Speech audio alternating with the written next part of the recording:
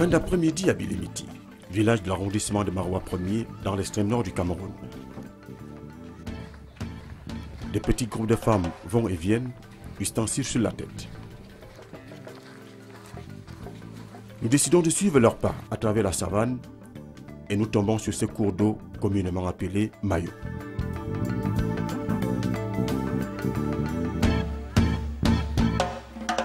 Nous découvrons un spectacle inhabituel. Des mains qui creusent et creusent le sable et d'autres qui viennent recueillir le précieux breuvage.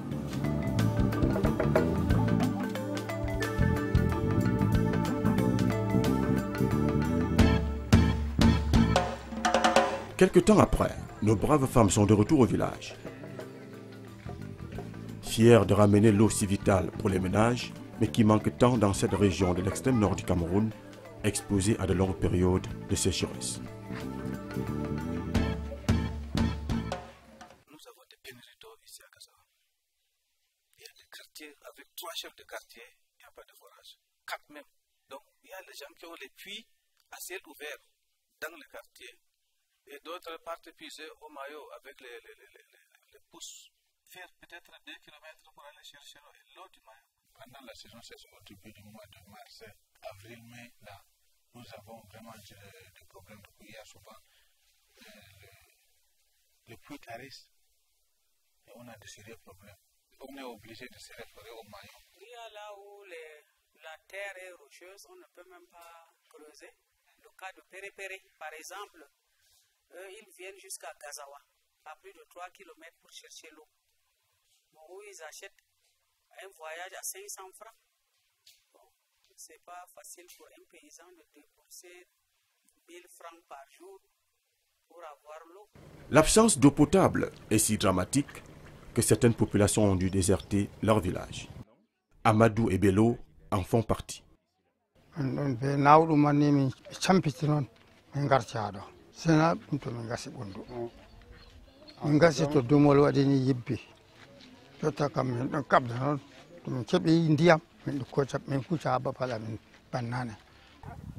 Si le Mayo constitue l'unique source d'approvisionnement en eau pour ces populations, en revanche, il peut être un vecteur de maladies hydriques. Depuis 2012, de graves inondations touchent la région de l'extrême nord du Cameroun, entraînant au passage la destruction des écoles ainsi que la résurgence du choléra. À titre d'illustration, en 2014, l'on a dénombré 3355 cas de choléra pour 184 décès. Par ailleurs, la guerre contre la secte terroriste Boko Haram a provoqué un afflux important de réfugiés nigérians dans la région. Le camp de Minawao, ici, accueille environ 45 000 âmes, hommes, femmes et enfants confondus. Une situation de plus en plus intenable. L'eau en manque beaucoup plus ici. La population des réfugiés ont même envoyé la communauté Gadala. Et c'était là, quand il y a eu un cas de choléra dans l'aire de santé de Korchi, et ça aussi contaminé Gadala. Et aussi les réfugiés. Et comme les réfugiés sont un peu plus partout, on dirait qu'ils sont en divagation. Il y avait aussi le manque de cabinets chez eux. Ils faisaient le sel à l'air libre, même sur la route, les maillots, c'est tout. Ces problèmes ne sont pas l'apanage du camp des réfugiés de Minawao. Dans la région, plusieurs ménages ne disposent pas de toilettes améliorées, tandis que la plupart des écoles n'ont ni forage ni toilettes. Bonjour les amis. Bonjour messieurs. Garder l'environnement bien pour protéger, pour avoir l'environnement propre. Qu'est-ce qu'on doit? Il n'y a pas de latrine. Les enfants, vous savez que l'école est juste derrière sur le maillot. Partent là au maillot, c'est les champs, ils partent là juste au champ, faire n'importe quoi. Les latrines, ça n'existait pas. On nous avait fait des blocs de latrines là-bas, mais qui n'étaient pas peu équipés comme ça. Ça, c'est moderne. Et si bien que ce n'était même pas en quantité suffisante. Au moment où vous savez que ça n'était pas bien conçu, parce que de l'autre côté, c'était les filles. De l'autre garçon, c'était les mêmes blocs. C'est bien que parfois les filles ont honte d'aller rencontrer les garçons là-bas, donc ils peuvent aller dans les buissons.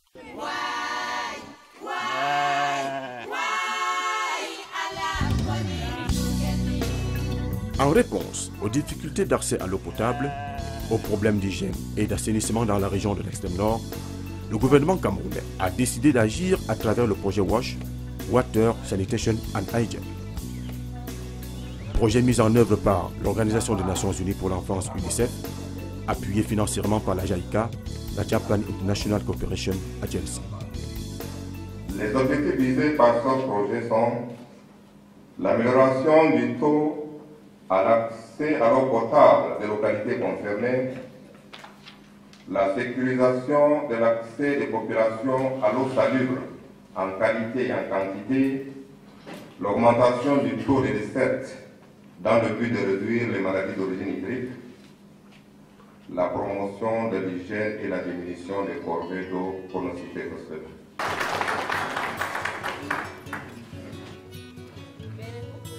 Le projet WASH a permis de réaliser plusieurs activités avec des résultats plutôt satisfaisants. L'on peut citer la construction de 132 forages dans 13 communes de la région de l'extrême nord, la construction des blocs de latrines, notamment dans les écoles et les centres de santé et de nutrition.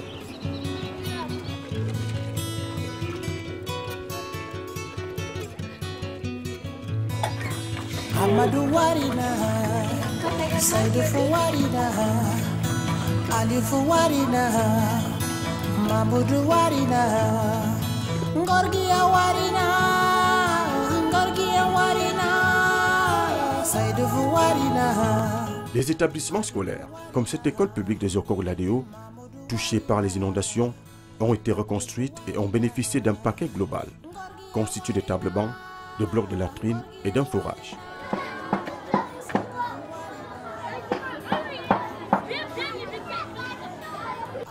L'afflux de réfugiés au camp de Minawao a contribué à multiplier les besoins en eau, hygiène et assainissement dans la région, ce qui a obligé l'UNICEF à une action urgente.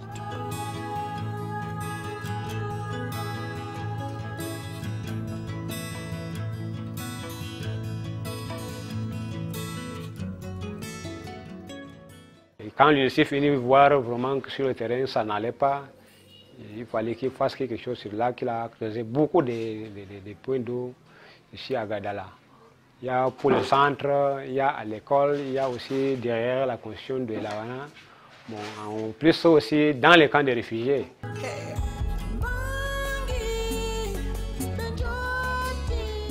Les actions de l'UNICEF au sein du centre des réfugiés et des communautés hôtes ont principalement porté sur la construction des forages, de blocs de latrines avec dispositifs de lavage des mains et sur l'éducation de la population aux bonnes pratiques en matière d'hygiène.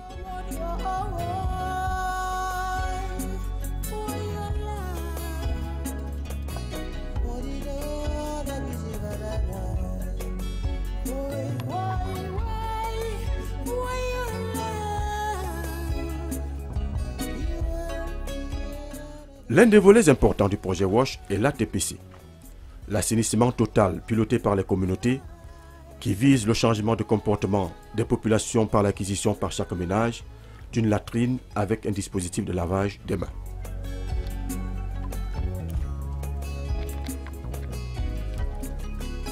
On creuse les trous, on fait la couverture, on fait les séco aux alentours.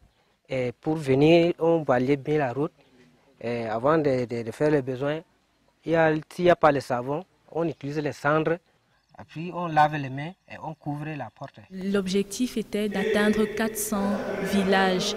Et avec les ONG qui sont sur le terrain, nous avons pu atteindre environ 463 villages. Avec déjà 80% de réussite de notre projet. Quand nous entrons dans une communauté, c'est pour que tous les ménages dans cette communauté disposent d'au moins une latrine. Nous avons aussi remarqué que même les ménages qui avaient des latrines avant que nous arrivions, mais qui n'avaient pas de dispositif de lavage des mains, ont pu s'en procurer. Le projet WASH n'a pas tardé à produire des effets bénéfiques dans la vie des communautés. Ça a un peu disparu parce que tout moi quand on était en classe, à tous les temps, j'ai mal au ventre, j'ai mal ceci, mais c'est de naissance, on n'a pas ce problème. Dans la joie qu'on a acquis ce projet, moi avec la population, il y avait les pénuries d'eau. Bon, l'État a dit il faut que ce soit le forage, pas le puits artisanal comme par le passé, pour éviter certaines maladies, beaucoup de maladies même. Maintenant, les maladies sont en voie de disparition. Vraiment, nous disons merci. Jusque-là, on est vers la saison, vers la fin de la saison, on n'a pas eu de cas de choléra à Gazawa. La communauté a compris que le fait de chier dehors, où il y a les mouches et il y a nos animaux, nos bêtes qui se baladent partout, que ça revenait toucher la nourriture et puis tout le monde mange et tout le monde tombe malade au village. Et puis la communauté a décidé comme un seul homme, ce jour-là, de creuser le cabinet pour cesser de chier dehors. La composante Wash Inor du projet, qui lutte contre la malnutrition infantile, a équipé des centres de santé et de nutrition, à l'exemple de Gardala et d'Acheka, où des kits Wash sont remis aux parents d'enfants après la consultation. Madame, merci beaucoup d'être venue avec l'enfant. Il y a un paquet pour l'enfant qu'on va te remettre. Ce paquet-là, c'est ça là. Tout est dedans. Ici, c'est le sacan. C'est pour mettre de l'eau dedans. Pour laver les fesses de l'enfant. Vous lavez aussi les mains avec. Même sa figure. Et ça doit rester propre. Le gobelet aussi, c'est pour donner de l'eau à boire à l'enfant. L'eau propre aussi. C'est un morceau de savon là. Vous le lavez les mains avec ce savon, vous le lavez les fesses, vous le lavez entièrement, ses habits, il reste toujours propre tous les jours. Vous remplissez ce seau d'eau. Et quand ça sera rempli, vous prenez 4 comprimés ici. Vous jetez dans l'eau là. Vous fermez maintenant hermétiquement. Comme ça. 30 minutes après, vous pouvez donner cette eau à boire à l'enfant. Afin de prévenir la détérioration des ouvrages hydrauliques, des comités de gestion ont été mis sur pied, des artisans réparateurs formés et des boîtes à outils remises aux municipalités.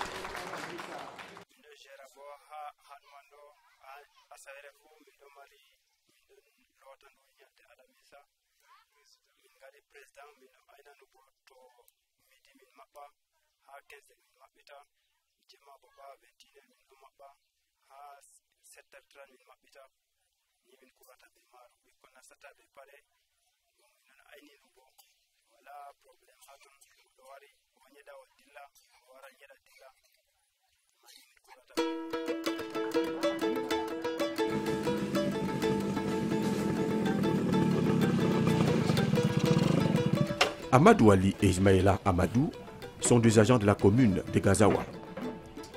Ils mettent leur savoir-faire au service de la communauté afin de maintenir en état les forages implantés dans leur localité.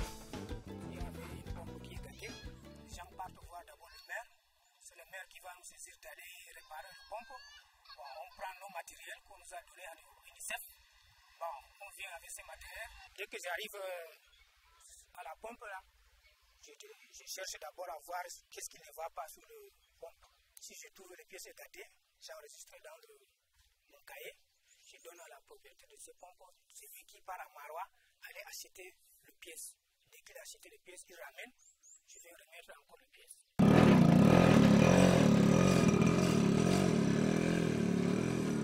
Il nous manquait les moyens de déplacement pour aller dépanner. On n'a pas les moyens de déplacement. Oui. À chaque fois quand il y a panne, il faut louer les motos et aller dépanner. J'ai au moins 141 forages. Bon, sur les 141, 19 sont en panne.